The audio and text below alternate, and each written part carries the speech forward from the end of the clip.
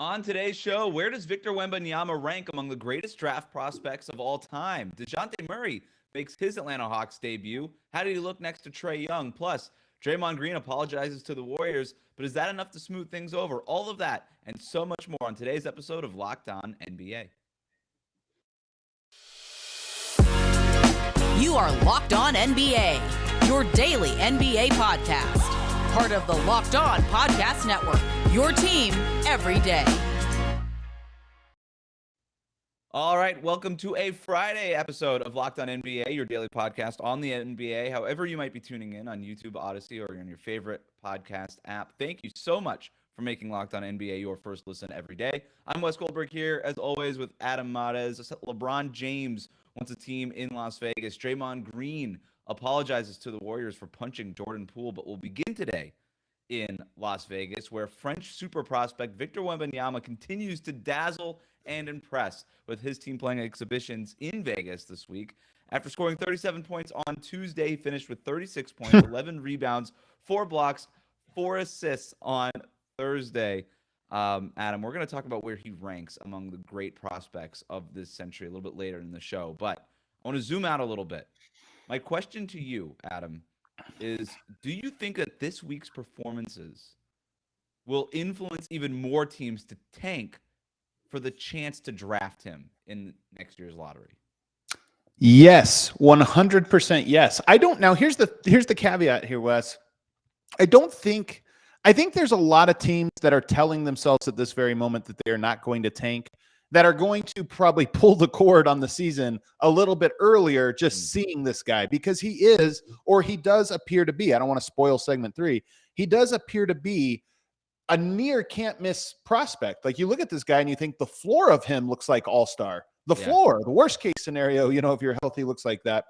A lot can go right, a lot can go wrong. I mean, look, I understand the chaos of all this, but I'm just saying, relative to expectation, if you got a number 1 overall pick, this guy seems as can't miss as just about anybody we've seen at 7'4", 7'5", maybe still growing and super smooth. So I don't know that teams like, let's just say, the Portland Trailblazers or Sacramento Kings, some of these teams that are kind of fighting, it would appear they would be fighting for a play-in, maybe a late playoff spot. Right. I do think one of those teams is going to get off to a cold start and say, you know what? Let's go to plan B.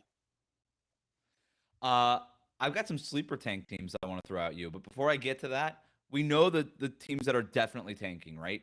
The San Antonios, Houston and Oklahoma City are just bad enough to just be considered in there. Eventually, it feels like the Pacers are going to get there. Utah is eventually going to get there. This probably Utah's the one team I could see maybe looking at, because their team right now, they've always looked like, hey, we have some assets for a trade deadline, but let's wait till the one team that says, why wait? Why wait? Let's make the move now. Let's be safe. No, let's not risk winning like an extra 5 games with Mike Conley and this group that we otherwise wouldn't have won. I'm with you. I think something like this could influence them to just start selling off those veteran parts even sooner than they would have otherwise. I do think that Wembanyama's performance in Vegas is really meaningful. You start talking to people around the league, and it's like, okay, we knew who this guy was, but now that he's stateside, American soil, and we just watched him do this on a very big stage on ESPN and did not shy away from the moment whatsoever. It just goes from, okay, does this guy really exist over there in France, to we're seeing him in person. This is real. This is tangible, and we want this in our uniform. Sleeper tank teams, I'm going to throw them at you. I can't wait. These are like less sleepery, but I'll start with them. Charlotte and Orlando. I think Charlotte is not very talented, and they could just end up being really bad. And Orlando's tough. Like you kind of, maybe you could trade away a Terry Rozier and a Gordon Hayward and just kind of plummet your way to the bottom. Orlando, this one's tough. I love Orlando. Their over-under, we did it last week at 27 wins. I think we both like the over on that. But like, if things kind of go south and maybe it's a little bit rougher than we expect initially for Paolo Banchero for some reason, even though I don't really expect that. I don't know. I could see like this is the guy made for Orlando. Like, the Magic love guys like this, and I could see them just being like, you know what? Let's just play all the young guys as many minutes as possible. Let's experiment. Let's let Markelle Fultz shoot as many threes as he wants, and let's just kind of like pseudo tank, like kind of like sneaky tank. I don't know. So here's the thing, Wes. There is a cycle to rebuilding when you're bad. Yeah. The first year, maybe 2 years, leaning into the tank, I don't think is that damaging. It's not that bad because you got young players and they're playing and they're focused on other things and it's early enough in their development. There's a moment in time, and I don't know if Orlando's there or not, where tanking becomes a problem. You get the guy into the league. Now he's 3 years into the league, and every year the organization is trying to lose, not win, and they're doing weird things. At a certain point, it starts to taint the experience. I kind of feel like Orlando is in that moment where they switch over. I think Banchero is one of those competitors. Franz Wagner is really good. Yeah. You've already got Suggs and a bunch of other young players that to ask them to continue to sort of the charade, that might be tough. So for me, I agree with you that it would be smart on paper. Just go for this guy. You want to go for it. But if you swing, and by the way, you only are going to have, the odds are so flat now that being the worst team isn't that much more valuable. Right. I think a team like Orlando might not pull the ripcord right away. They might try to at least make it to the All-Star break and just see where they are. I agree with you. I think I agree with you. And they think Paolo's that guy anyway. They think they've got their number one guy. And so I don't think they have as much motivation to try to tank to go get that number one guy, even though this guy is a very different guy. And I love Paolo Banchero. This is a very different kind of player. All right, here are the ones I was really excited to talk to you about. Washington. It feels like this is a no-brainer. I know that Bradley Beal is committed. I know he's got the no-trade clause. We love it. Good for Bradley Beal. Get your money, $50 million a year, committed, loyal, all these fun things that people used to care about. You think Kristaps Porzingis is going to be that second banana next to Bradley Beal? All right, Wizards. Cool. I get it. I see what you're selling. You're going to get 20 games into this regular season and realize that is not so. Right. And it just feels like, all right, do you eventually just do the thing that we all know that you should have done 2 years ago with the Wizards?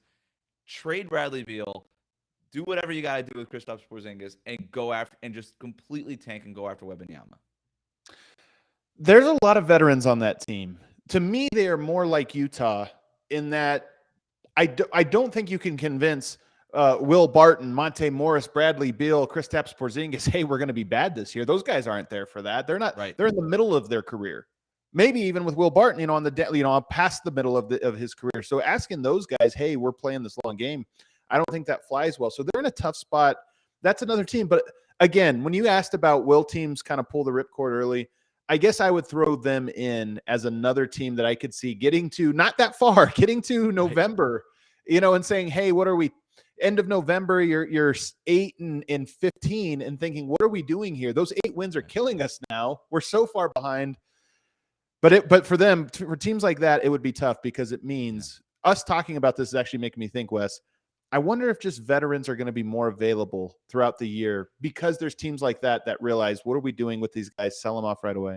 Yeah, I think veterans on these teams that are going to be definite tank teams will be more available because I know that the odds are not as good as they used to be, but there will be teams are just going to do stuff, right? They're going to do dumb things, or maybe not dumb things necessarily. They're just going to trade off good pieces, teams that are already in this lottery zone, just the thought of increasing their odds for this guy. I think he's just that good. The other one is Chicago. You and I both took the under on them at 41 or 42 wins or whatever it was that BetOnline had him at. And you and I both like the under there.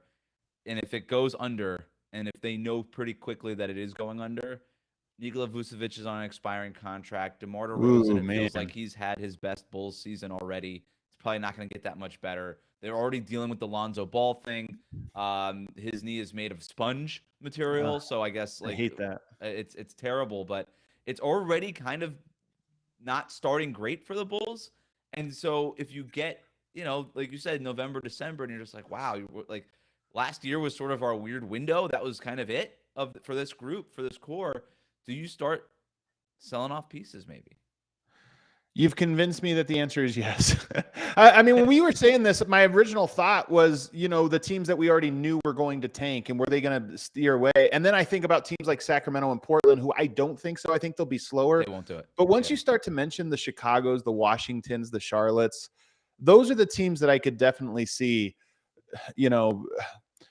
learning early. I mean, this is a very competitive year. There's going to be a team that is actually good that just maybe it's an injury, maybe it's just bad bounce of the ball that starts a little bit behind the 8 ball to start the season. And if they're that caliber team, I mean, like, I don't think this is like if Memphis, for example, an actual good team got off to a slow start. Like, there's no ripcord for a team like that. Or even if I go lower than that, if I think of a team like a Minnesota, those are teams that are all in on the things that they already have. New Orleans, right. But I do think there are the Washingtons of the world, the Charlotte, the Chicago. Yeah. I do think those are teams that I could see pulling the ripcord. The Kings won't do it. The Kings are so motivated to make the playoffs. And all of this is just all the teams that we're talking about. So many of them are in the Western Conference. I feel like the play-in tournament is wide open for Sacramento. They're just going to walk right into the play-in. All of this just means that the Sacramento Kings are getting to the play-in tournament. That's what I've gotten from Sacramento and Minnesota are kind of in that same zone where it means a little extra to them to be in the playoffs than it does to your average team. So, man, that's wild. I will say this. The odds, if you look at it, 52% for a top 4, 14% for the number 1 overall pick for the top 3 teams. Then it drops to 12.5, then 10.5, then 9. The idea of tanking so that you have a 1.5% better chance at the first seed, to me, is a little dumb. So we'll see what happens. I do think you almost want to be just a bottom 6 seed, and maybe that requires less tanking. And maybe that's where the sleeper teams come in, because if you're Chicago, if you're Washington, you're probably not a bottom 6 team, but you would have to start tanking a little bit to even get there. Draymond Green apologized to the Warriors. We're going to play a new game. We're going to ask, does it even matter in the next segment? But first, today's episode is brought to you by BetOnline. BetOnline.net is your number 1 source for football betting information this season. Find all the latest player developments, team matchups, news, podcasts, and in-depth articles and analysis on every game you can find. And as always, BetOnline remains your continued source for all of your sport wagering information, with live betting and up-to-the-minute scores for every sport out there. The fastest and easiest way to check in on all of your favorite games and events, including Major League Baseball, MMA, boxing, and golf. Head to the betonline.net or use your mobile device to learn more. It's BetOnline, where the game starts. Back here with Locked On NBA. Remember that we have our big preview coming up, and I am looking for the copy for that. Boom. Make sure to check out the Ultimate Pro Basketball Preview starting October 10th, a 6-episode extravaganza to get you ready for the NBA season. The local team experts and the NBA insiders of the Locked On Podcast Network and Odyssey all combining into one ultimate NBA preview. Starting October 10th, search for the Ultimate Pro Basketball Preview 2022 on your Odyssey app, YouTube, or wherever you get your podcast. We're going to play a new game this segment called Does It Matter? And we're going to start with the latest on Draymond Green. Warriors GM Bob Myers saying that Draymond apologized to the Warriors on Thursday after reportedly punching teammate Jordan Poole in practice on Wednesday. Myers also said that the team is still deciding how to discipline Draymond, but they do not expect him to miss any games. So this brings us to our new game. Adam, does it matter that Draymond apologized? I mean, of course it matters. You have to, to not apologize would be worse. Ergo, it must matter. It's an interesting situation. I mean, isn't it Pat Riley, the disease of more? Isn't that or was it Phil Jackson? I don't remember who it was. That's Pat Riley. Pat Riley. So you have you win something, and then it's so hard for everyone to come back and just be content with the way you did it. Everybody wants a little bit more, and we know, the dynamics are obviously well publicized with Draymond Green on the back end of his career, what we expect to be the most useful part of his career, and waiting for that one more contract. You got Jordan Poole expected to get a nice contract. So you have the disease of more, I think, was most obviously coming for this Warriors team. They just were set up for it.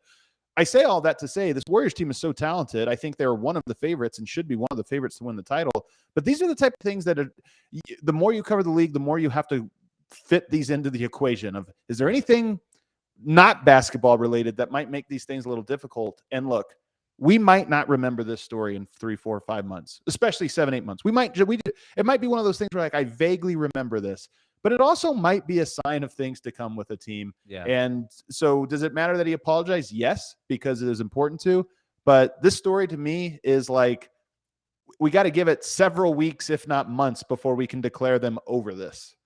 This is a symptom possibly of that greater kind of story going on with the Warriors, which is you've got the old vets who are going to want to get paid, and you've got the young guys who have not gotten paid yet, and they're going to want to get paid. And that headliner in the young group is Jordan Poole, who's still up for an extension. We'll see whether or not he signs it before the start of the regular season. My former colleague, Dieter Kurtenbach, over at the San Jose Mercury News, wrote a great column about this whole thing where, yeah, okay, like the Warriors are they're going to get over this. They handle this internal drama really well, and especially ever since Kevin Durant left. Like all this stuff, they handle the Draymond stuff well. They're able to get over these things. We're probably not going to talk about this in a few weeks at all, but the underlining thing is that you've got a group of veterans and you've got a group of young players, and because of the NBA luxury tax, it's just not going to work. You can't keep all of them together, so something's going to have to give. And you're going to have frustrations. You're going to have people worrying about it. You're going to have people wondering, just like at the end of that last Kevin Durant season, like, what does the future look like? And when you have people asking that, we've already seen that cast a dark cloud over this organization once before. I'm not saying it's the same thing this time, but I do wonder if we're going to see just other things kind of just come out of the conflict that's already boiling between vets and young guys. And this is the thing about fights. All of the time. I would bet of the 30 teams, there's probably been 20 different teams that have experienced some level of fight. You just haven't heard about them because for them to get out, they have to be a certain level of it. And that's why this one is like, this is not just two guys got in each other's face. There was a little shove, maybe a little or a little triple. Clearly, this is something a little bit elevated that has roots that are deep enough for the team to say we have to do something. Let's go to Abu Dhabi, where the Hawks and the Bucks played a preseason game that also served as our first look at the Trae Young-Dejounte Murray backcourt. The two combined for 47 points, and Murray had 9 assists, and the Hawks won the game. My question to you, Adam, is, does it matter? Well, I didn't see this game, so I can't speak to the level of how much it matters in any type of good faith. But I can speak to several years of basketball experience covering the NBA and say that no, preseason games, especially those that are played literally halfway around the world, do not carry that much weight. It means something. Sure, all of this is data points, but does it mean something important or significant? I feel pretty confident saying no. I was encouraged to see Trae Young working off the ball. The Hawks clearly, in watching this game, were emphasizing DeJounte Murray being on the ball. And he had 9 assists in the game, like I said. And you had Trae Young mainly operating off the ball. And one of the big questions with whether or not this backcourt would work is if Trae Young would buy into being more of an off-ball rover. Could he tap into that Steph Curry-ness a little bit and be an effective off-ball player instead of just sort of standing around the way that he did before? And the answer, at least in one preseason game in Abu Dhabi, was yes. He was moving around without the ball. But again, we see things like this all the time in the preseason. Are you going to buy in for 82 games? Are you going to buy in the playoffs? Are you going to keep moving off the ball when your legs are tired in January and February? We will see. But early signs, I thought, were at least very encouraging. Next, LeBron said this week that he wants to own a team in Vegas, specifically telling Adam Silver through the media that he wants to own that team. Adam, does it matter? I mean, it matters, of course, because what kind of way is this to handle things? I don't get it. Does LeBron James not have Adam Silver's number? Is this a thing like that he couldn't just let that be known through the back channels or, hey, kind of be working on this? This is such a bizarre way to handle it. And by bizarre, I mean like bizarrely inappropriate, ridiculous. I mean, LeBron is his influence on the league and his ability to manipulate it not strong enough to come out and handle it in this way to me is absolutely absurd. It matters. Go ahead. I wonder if this was less of a direct thing to Adam and maybe more of an indirect statement to potential investors, guys who can go in on that deal with LeBron. Yeah. I wonder if he's making it known that he wants that done. And look, Adam Silver has already come out recently and said, look, Las Vegas would be a great spot for expansion as well as Seattle. It's something that he expects to happen eventually, but not something that they're currently looking at right now. Maybe this is LeBron saying, maybe look at it sooner rather than later. Let's get the wheels turning because once, LeBron retires, I assume he's going to want to just go right into ownership. But maybe it's also kind of putting the word out to potential investors who might want to go in on this kind of thing with him, because as rich as LeBron James is, he's probably not rich enough to buy an NBA team right away. And even if you are rich enough, there's good value in having other people's money that you spend for this. The one thing I will say is that Las Vegas is Lakers territory. LeBron is on the Lakers. LeBron is getting Genie Bus to do a lot of uncomfortable things on his behalf, things that haven't traditionally been expected of Lakers ownership, to appease sort of their superstar. Right. To then go and say like, hey, but this is all done, I'm stealing some of the turf, or I'm going to attempt to steal some of the turf, to me is probably a part of this that I haven't seen discussed a whole lot. Interesting. That's just Lakers real estate. So it's an interesting one. It's coming one way or another, but it's weird for a current player to sort of say, hey, I'm going to try to own that. Yeah, I'm playing for this team. I want to own a new team. And by the way, that new team might be cannibalizing your current merchandise sales. Just a little bit. Like that. Yeah. All right. Finally, during the broadcast of Wembanyama's game, Rudy Gobert joined the broadcast and said that he is bonded with Karl Anthony Towns over their mutual love of anime. Adam, does it matter? Sure not. Teammates have to bond over something. Who am I to judge what those things are? Earlier in the year, Jeff Green let it be known that he has been inquisitive about horse racing with Nikola Jokic in an effort to sort of get close to him. So teammates finding weird commonalities to bond over. Yeah, sure. It's great. Classic dating move, by the way. You just pretend to be into something that the other person is on a first date.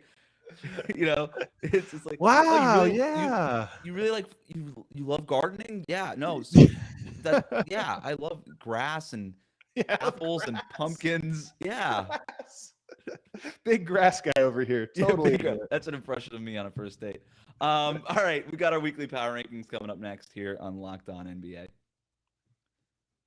Back here with Locked On NBA, it's Friday, which means we are counting down to the weekend with our weekly power rankings. Adam, what do we got? So, in honor of Victor, man, am I screwing this up? For some reason I have a hard time. Wembanyama. I'm close. I'm getting close. I'm slowly moving. I want to get it right, but this is what's so interesting about him. We haven't had this level of hype for somebody, in my opinion, since LeBron. Like, prospects come and go, but this has been story number one in the NBA. Not college basketball or European basketball or AAU basketball. It's been the number one NBA story now for 3 or 4 days, obviously highlighted by him coming to the U.S. and doing this tournament. But I think he has just captivated the imagination enough in a way that even the great players that have gone number one overall and have been penciled them in as number one picks over the last 20 years, as even very few, if any, of those guys have done. So I think it's very interesting. This is very like these two games that they played on ESPN and lost. Very, very LeBron James at St. Mary's playing high school games on ESPN. It had very, very similar vibes. And the way people are talking about him, not just in the media, but people like in basketball who have vested interest in this kid, they're talking about him in such a way that he's got to be up there with some of the great prospects that have been coming out recently. And I know that this is the list we have. So I'm going to call these can't miss prospects, in my opinion. Now, 4 of these guys went number one. One of them did not. So people are going to naturally disagree if they're going to say, hey, he wasn't can't miss. He didn't even go number one.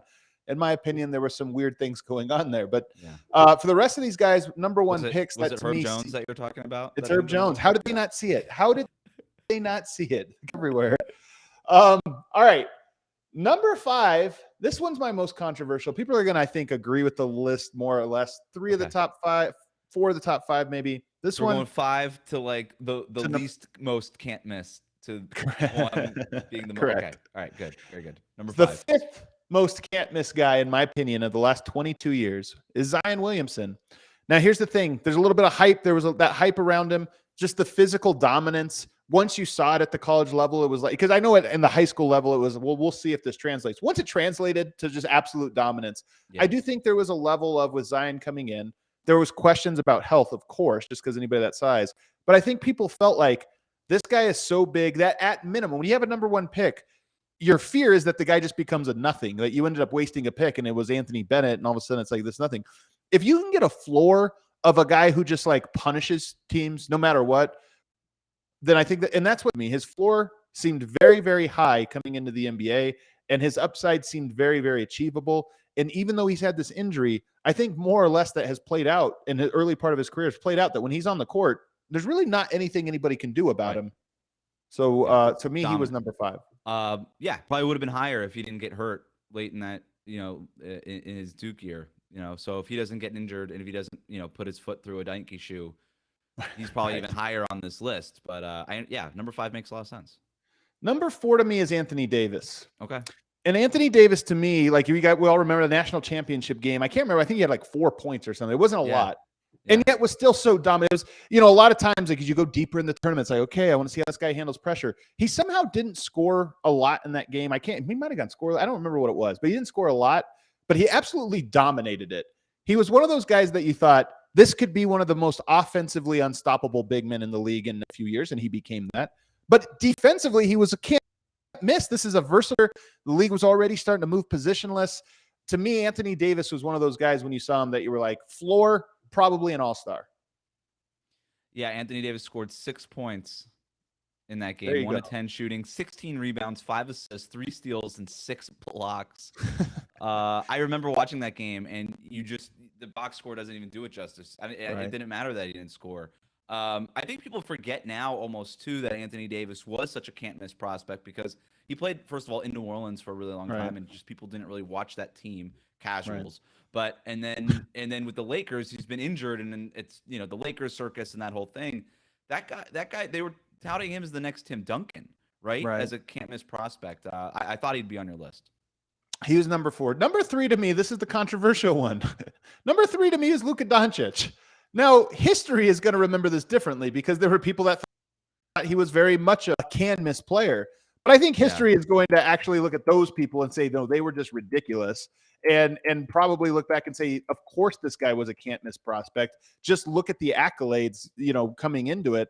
All EuroLeague first team, EuroLeague MVP as a teenager. Like you just look at that and think, I mean, how many players now looking at how good Europe has become and this or that, how many players could have pulled that off and not been like an absolute can't miss? And then, of course, Luka came into the league immediately and just wrecked worlds. To me, he is the 3rd most can't miss player. His floor, to me, was an all-star player. His mid-tier is an MVP candidate, and his top tier is like a top 10 player of all time. To me, he was a can't miss guy, and somehow he went 3rd. That was the weirdest draft because anybody who knew anything about basketball, and I'm not trying to be a snob here, but like you even talk to people within the league and in draft circles, and everybody was like, I don't understand how this guy is not being talked about, like Zion and Anthony Davis and LeBron and all these guys. Like he is a can't miss prospect, and yet Marvin Bagley goes ahead of him. And I do think that this is good. It was like that weird. I think we're in such a modern era in the NBA where you have so much access to information and tape and you have scouts traveling the entire world to go find this great prospects, and yet it was this weird little blip of a like kind of old school thinking that just existed at the top of this draft where people started doubting Luka Doncic. And I understand that he was a little heavy set, maybe a little slow, and people wondered if his game would translate to the NBA speed and all that stuff. Yeah, people overthought themselves for sure. Overthought it. And I was like, all right, I'm sorry, just watch the games. This guy is unbelievable. And it was weird. I mean, here's the bigger thing that I kind of get irked by is I think this is changing, by the way, because of Giannis, because of Jokic, because of Luka, 3 of the best. And now Wemby, coming, potentially coming over. But I do think people looked at that because I think right now, if you said he was the EuroLeague MVP and won a EuroLeague championship, leading the team and being the team's best player at that age in the 2nd best league in the world, just right below it. And if you compare EuroLeague to the NCAA Final Four, not close, not remarkably close. So if a guy won an NCAA championship and won the MVP and was a top prospect, you'd be like, yeah, that matters for something. Doing it against competition that is tenfold more competitive, to me, is absolutely absurd. And then, of course, he came in immediately and matched what everyone should have expected of him. So to me, if that draft happened, if we just delayed everything and Luka was coming in right now, people would view him the way appropriately and say, oh, yeah, that guy's great. And I think, by the way, Wemby, the physical tools stand out, and I think that helps him obviously a lot. But I do think there's probably a little softening towards, we were probably wrong about Europe 5 years ago. We need to not discount it at all anymore. It took Luka, trailblazer. Who's number 2? Number 2 is Wembanyama. This one, I am giving him this one. I mean, we're including him, obviously, for this next year. I debated putting him number 1, but I can't do it. But for me, he's even ahead. It's crazy of me to even put him ahead Luka, who had already sort of proven it as a winner in this or that. But I'm sorry, 7'4", 7'5", growing. That shot, some of the shots he's taking and making, the only concern I have for him, and by the way, I've talked to some different scouts and people around the NBA. Super a high character guy too, all accounts. You're like a bookworm, like guy that very studious, very driven, has a good competitive spirit. So there's no like red flags about, oh, maybe he doesn't love the game or maybe he's soft or this or that. By all accounts, very focused, committed, and grounded for a guy his age. And on top of that, he just has a skill set we've never seen. And by the way, this is the thing that scares me the most as somebody that fears he is going to wreck the league and be too good. It's two players he idolizes or models his game after, Kevin Durant and Giannis Antetokounmpo. I can see it. Yeah. I can kind of see it. Yeah. There's 7'5" Giannis mixed with KD is not that far off of like sort of the best case scenario for this guy. I brought up Kevin Durant, but like with 4 more inches to an NBA executive, and they did not like out of pocket completely disagree with me. Like it wasn't way like off the chart craziness to even say that, which is to me everything you need to know. People love this guy. There was so many people that just flocked to Vegas to get a look at him that I really, going back to our first segment, this is gonna be a thing all year long, not just during the showcase in Las Vegas on ESPN. This is gonna be something that's gonna be talked about at least in league circles, if not just nationally, like on radio shows and podcasts and things. It's gonna be talked about in league circles all season long. Who's gonna end up with Wembanyama? I think I know who number 1 is. Number 1, of course, is Nikola Jokic. No, I'm kidding. It's LeBron.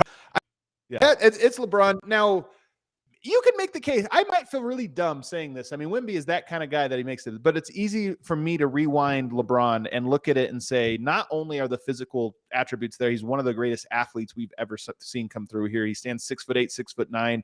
He had the body, even as a high schooler, that you're like, yeah, that guy's going to be a monster. He looks like young Carl, going to definitely fill into that body as we saw.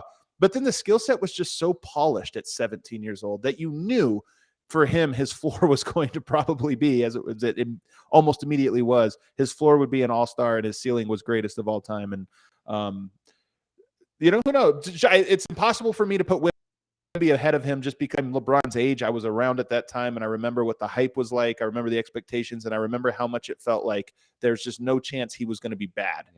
Yeah. And he looked like what you expect a star NBA player to look like, right? He was that wing kind of player. He had the skill level of Luka coming out of EuroLeague in high school, but like built like Karl Malone already. He looked like an NFL running back where you're like, okay, this guy. The one thing, if you're gonna knock everybody else, right? With Zion, it was a little bit of health. With Anthony Davis, it was like, okay, as the game passed that position by a little bit. Right. At that time, yeah. With Luka, it was the Europe thing, rightly or wrongly. That was a factor. With Wembanyama now, I think there will be people little like, he's 7'4" and he's rail thin. Are we concerned about that? But with LeBron, it's just like, find something. You can't. It's just check mark. Feel for the game, vision, passing, body. Yes. All those. He checked every box. Like he was the lowest risk prospect we've seen at the high school level. The least risk prospect that you could have possibly had. I'm trying to think of anybody that you may have left off the list, and I don't know that I have anybody that I could think of. Ben Simmons, I mean, the talk around him coming out. But then the LSU year was so underwhelming. Yeah. It was more like when he was sort of coming into LSU that it was more like that. The two guys that I kind of paused for, Yao Ming was 7'5" and extremely skilled, and that was kind of the very beginning of this one. But I think even with him, there was just the body concerns at that moment. Unlike Wemby, even though he is tall and has some of those same concerns, with Yao, I think it was just even the weight and the way he moved, and he was always just a little bit more lumbering. Dwight Howard was another guy you could put on there. Yeah. And then I would say Kevin Durant, except for, unlike with Luka, at least with Luka, there was a very large contingent of people saying, what are we doing here? And with KD, I think it was a little bit more split. KD's great. Even the people that were with KD, but Greg Oden, brings all these other different things. So Greg Oden could have made your list. I mean, it obviously didn't pan out. People thought the floor for Greg Oden was like multi-time All-Star center. Yeah, that's fair. And it's hard to put our brains back into 2005 or whatever that year was, 2007, because it was just such a different league. I mean, nowadays we would look at Greg Oden and say, of course, but at that time, centers were still kind of more of a thing. So Yeah. So I don't know. But I think my 5, I don't know if I would go back on any of the 5 that I put there. Unless I'm forgetting somebody that wasn't first, but for reasons that were like Luka, but I don't really remember going through the list. Joel Embiid was a little strange because he was coming off of a late injury in college at Kansas, but otherwise would have been the number 1 pick, and people just loved him. But the thing with him was like he was big and he had the injury issues, and so that's a huge factor. But that would have been the only one. No, I like your 5. That makes sense to me.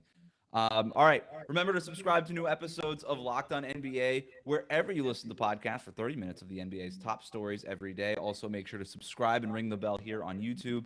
Until next Friday, you can find me over at Locked On Heat and Adam over in Locked On Nuggets. Thank you for making Locked On NBA your first listen every day. Now make your second listen Locked On Fantasy Basketball. Josh Lloyd hosts the #1 daily fantasy basketball show on the planet. It's free and available wherever you get your podcasts.